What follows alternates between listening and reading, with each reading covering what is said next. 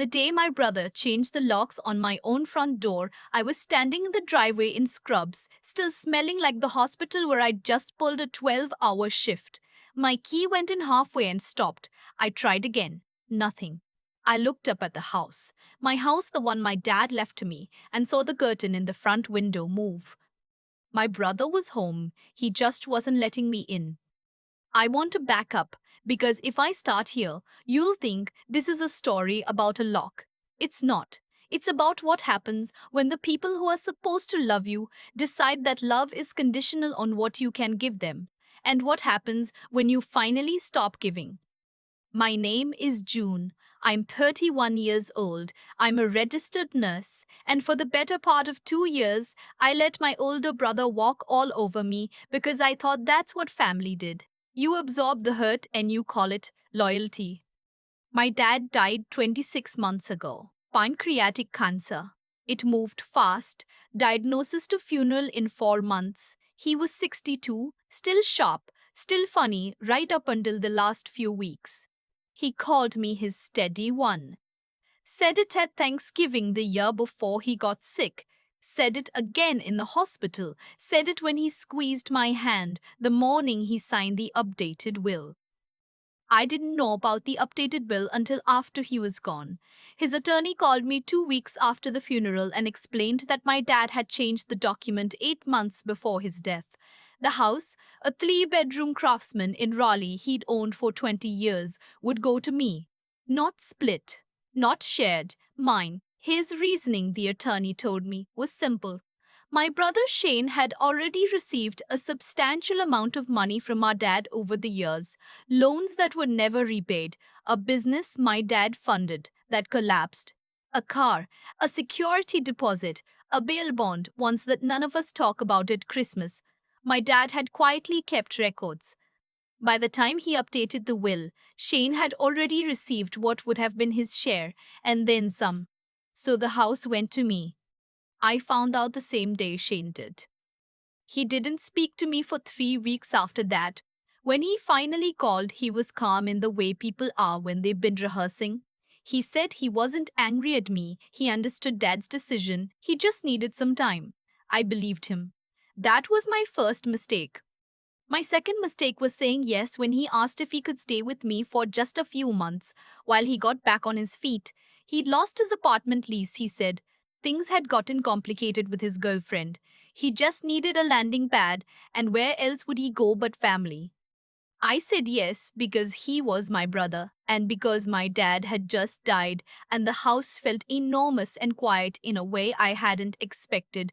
I said yes because I am, as my dad called me, the steady one, the one who shows up, the one who holds things together. Shane moved in on a Saturday in March with 2 carloads of stuff and his dog, a big German shepherd named Rex, who immediately claimed the couch as his personal territory. I told myself it would be temporary, 6 months tops. I made a mental note of it the way you make mental notes of things you know you should put in writing, but don't because that would mean admitting you don't fully trust the person standing in front of you. I should have put it in writing. The first few months were tolerable. Shane was around a lot, more than I expected for someone getting back on his feet, but he kept the kitchen mostly clean and we didn't fight.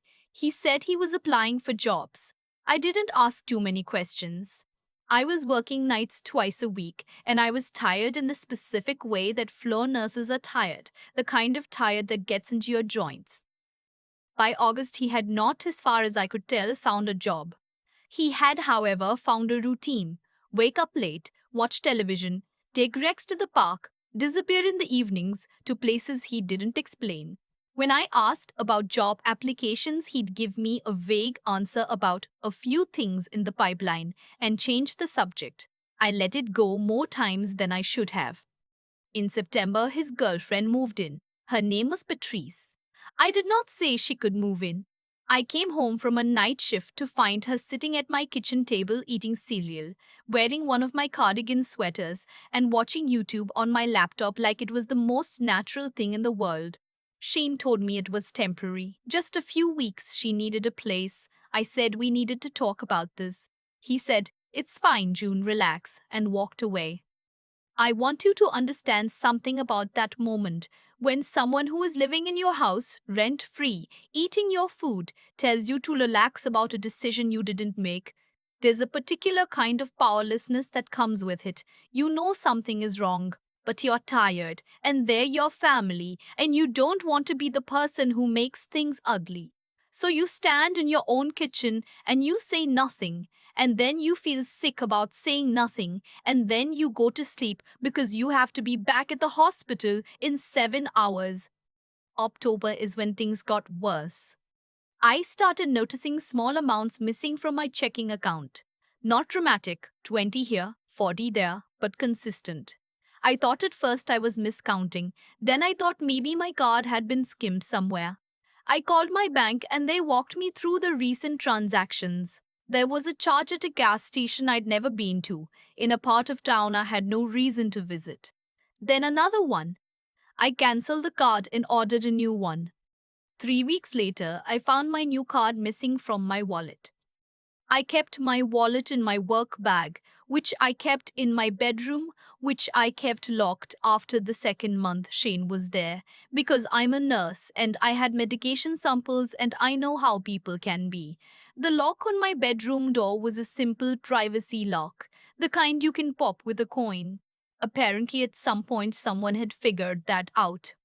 I confronted Shane. He looked me in the eye and told me he hadn't touched my wallet. His expression didn't change. His voice didn't waver. I've been a nurse long enough to know that some people are excellent liars and that families produce the most fluent ones.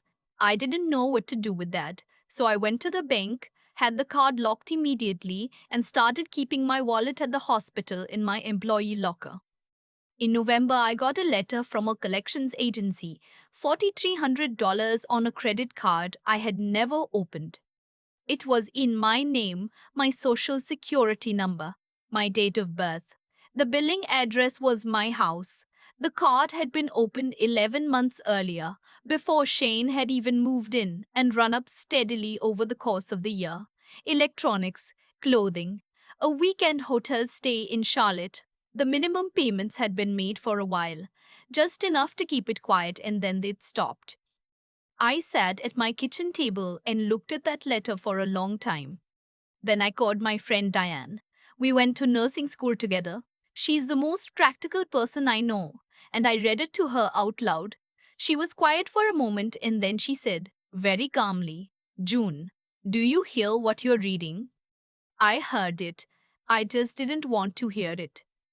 Identity theft in my own house by someone I had given a key to. I didn't go to the police that night. I know how that sounds. But here's what you need to understand if you've never been in a situation like this, when the person who's been stealing from you is someone you grew up with, someone who sat across from you at every Thanksgiving dinner, someone who held your hand at your father's funeral. You don't go straight to the police. You go straight to the bathroom and you throw up, and then you sit on the bathroom floor for a while, and then you try to think of an explanation that isn't the explanation. I spent 2 days trying to think of another explanation. I couldn't find one. On the third day, I started keeping records. I got a small notebook, paper, nothing digital in the house, and I wrote down everything I knew with dates, when the credit card had been opened, what it had been used for, the missing cash amounts and approximate dates, the dates I had confronted Shane, and what he'd said. I kept the notebook in my car. I also started paying closer attention. That's when I found the second credit card. Same situation, my name, my social, different bank. This one had been opened 7 months ago. The balance was $6,000. I found this one not from a collections letter, but because I signed up for a credit monitoring service online and it flagged the account. 12 months of rent-free living in my house, free utilities, free groceries that I was buying, and still it wasn't enough. I called the credit monitoring line. The person on the other end walked me through what I was looking at and told me I should file a police report as soon as possible to start the dispute process. I thanked her and hung up, and then I sat in my car in the hospital parking lot for 15 minutes before my shift started, just breathing. I had to decide something.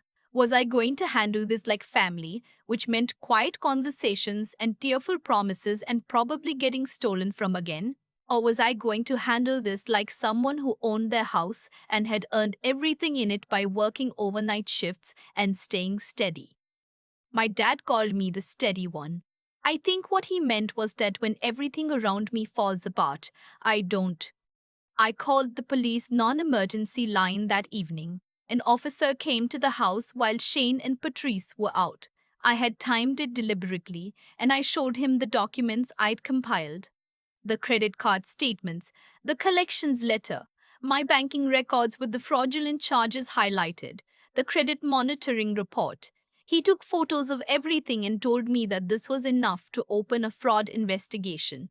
He also told me something I hadn't fully considered, that because Shane was residing in my home without a lease agreement, I would need to file for formal eviction through the county to remove him legally, even though it was my house. That process, he said, typically took 4 to 6 weeks. 4 to 6 weeks. I drove to Diane's house that night and sat at her kitchen table while she made coffee, and I tried to figure out what to do for the next 4 to 6 weeks while my brother lived under my roof, knowing or suspecting that I knew what he'd done. Diane said, "You can't stay there, June." I said, "It's my house." She said, "I know, but you can stay here until this is done. It's not worth it." I thought about my dad, about the house he'd worked for 20 years to own, that he'd given to me specifically because he trusted me to hold on to it. Leaving felt like losing something twice. I went back home. I didn't say anything to Shane. I kept my face neutral and my routine the same, and I put a deadbolt on my bedroom door, the kind that requires a key, and moved anything of value in there. I documented everything I could think of. I photographed the state of every room. I took video of the holes Shane had put in the garage wall, the cigarette burns on the back porch furniture I'd told him not to smoke on, Rex's damage to the baseboards in the hallway. 2 weeks in, Shane knocked on my bedroom door on a Sunday morning and asked to talk. He sat down at the kitchen table, my kitchen table, with this expression I recognized from childhood, the one he used when he needed something and was going to frame it as a reasonable request.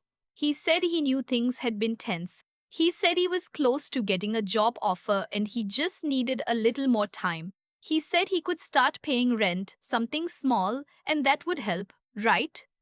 I asked him where the money would come from. He said he had some saved up. I looked at him for a long moment. I thought about all the things I could say. I thought about the collections letter and the credit monitoring alert and the 15 minutes I spent breathing in my car in the hospital parking lot. I thought about my dad's hand squeezing mine the morning he signed the will. I said, "Shane, I've already filed a police report." The change in his face was immediate. The reasonable request expression collapsed, and underneath it was something else, not guilt exactly, more like calculation. He said he didn't know what I was talking about. I laid the documents on the table, both credit card statements, the collections letter, the bank records, the credit monitoring report with his name nowhere on it but his fingerprints, figuratively, everywhere.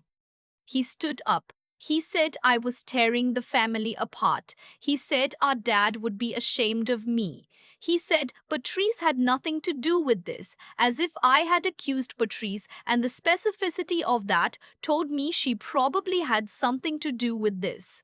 He said a lot of things in a loud voice, and then he left, taking Patrice and Rex, and slammed the front door hard enough that the framed photo of my parents fell off the hallway wall. I picked up the photo. My parents at Rehoboth Beach, 1989, my mom laughing at something off camera, my dad squinting into the sun. I set it back on the hook. Then I sat down on the floor right there in the hallway and cried for a while, because I think sometimes that's the honest response to things. Then I got up because that's the other honest response. The eviction was no longer necessary, since he'd left voluntarily, which the officer confirmed simplified things considerably. The fraud investigation moved forward. The district attorney's office contacted me 6 weeks after the initial report. Both credit card accounts had been definitively linked to Shane through device information, IP addresses, and purchase locations consistent with his movements. There was also, they told me, evidence that Patrice had made several of the purchases herself. Both of them were charged. The identity theft charges for two accounts combined came to over $10,000. My brother called me from a number I didn't recognize 3 days before the arraignment. I let it go to voicemail. He said he was sorry, that he'd hit a dark place, that he'd pay me back every cent, that he'd get help, that family was all he had. His voice sounded the way it used to when we were kids, and he'd gotten in trouble and was working his way back into good graces. I'd heard that voice 100 times. I didn't call back. What I did do was work with my bank's fraud department to formally dispute both accounts, which, because I had filed the police report and had documentation, resulted in both balances being removed from my credit history. My credit score, which had taken a hit, recovered over the following months. The collections agency, once presented with the fraud case number, ceased contact.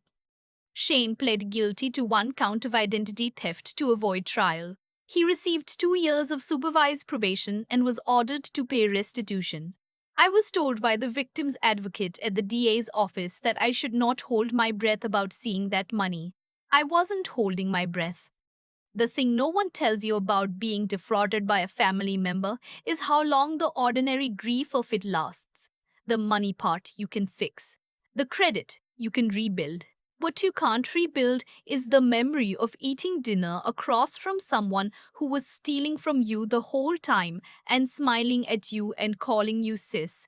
You can't unknow that. I repainted the hallway that winter. Got new furniture for the back porch to replace what was damaged. Fixed the baseboards myself over a long weekend with a YouTube tutorial and more patience than I expected to have. My coworker Hannah came over and helped me move the furniture around so the living room felt different. Mine, not like a place someone else had camped out in. Diane came for dinner the night I finished the last of it, and we sat on the back porch and drank wine, and she said, "Does it feel like your house again?" I looked out at the backyard. My dad had planted the rose bushes along the back fence. They'd come back that spring despite the winter, stubborn and thorny, and exactly where he'd put them. "Yeah," I said, "it does. I still work the same floor at the same hospital. I'm still the steady one. But I've learned something about what that actually means. It doesn't mean absorbing everything. It doesn't mean staying quiet to keep the peace. It means knowing what you've built, knowing what it cost, and not letting anyone take it from you. Not strangers, not people with your last name, not anyone. My dad trusted me with that house because he knew I would hold on to it. I almost didn't, but I did. And every morning when I unlock my front door, my lock, my key, nobody else's, I think about that, and I think he would understand. I keep thinking about the moment I stood in my own driveway, key not turning, curtain moving in the window. There was a split second where I thought maybe I'd done something wrong, maybe I'd misread the situation. That instinct to doubt yourself first is something a lot of us carry without realizing how heavy it is. Shane didn't become who he was overnight, and I didn't let things go on as long as they did because I was naive. I let it go on because I loved him, and because love has a way of making you extend grace past the point where grace is still a virtue. At some point, grace becomes avoidance. At some point, staying quiet to keep the peace is just letting someone take from you with your permission. What this whole thing taught me about right and wrong is simpler than I expected. Integrity isn't just about what you do when people are watching. It's about what you do when someone you trust is depending on you not to look too closely. Shane made a choice, over and over, that had a cost, and the cost eventually came due. Not as punishment from some outside force, just as the natural consequence of choices compounding. Every fraudulent charge, every lie told with a steady face, every month of stolen comfort added weight to something that was always going to collapse. That's not fate, that's just math. The thing I'm most grateful for, and I mean this genuinely, is that I didn't throw out my own judgment to avoid a hard conversation. When the collections letter came, something in me already knew. I'd known for weeks, honestly, and the work I had to do wasn't gathering evidence. It was giving myself permission to trust what I already understood to be true. That kind of clarity, learning to think carefully instead of just emotionally, is something I had to develop slowly. I'm a nurse. I'm trained to assess situations quickly, to not let feeling override observation. And I still almost talked myself out of what I knew. That's how powerful the pull of family loyalty can be. I had to consciously choose my own clear thinking over the comfort of denial. And then there was the matter of actually doing something about it. Filing the report when my hands were shaking, going back to that house every night for weeks while the investigation moved forward. Sitting across from Shane in my own kitchen and saying out loud the thing I had been afraid to say. That took something I had to dig for. It would have been easier to move out, let him have it, tell myself the house wasn't worth it. It would have been easier in every short term way that matters in the moment and costs you everything in the long run. My dad gave me that house because he trusted me to hold it. I almost convinced myself that holding it wasn't worth the fight.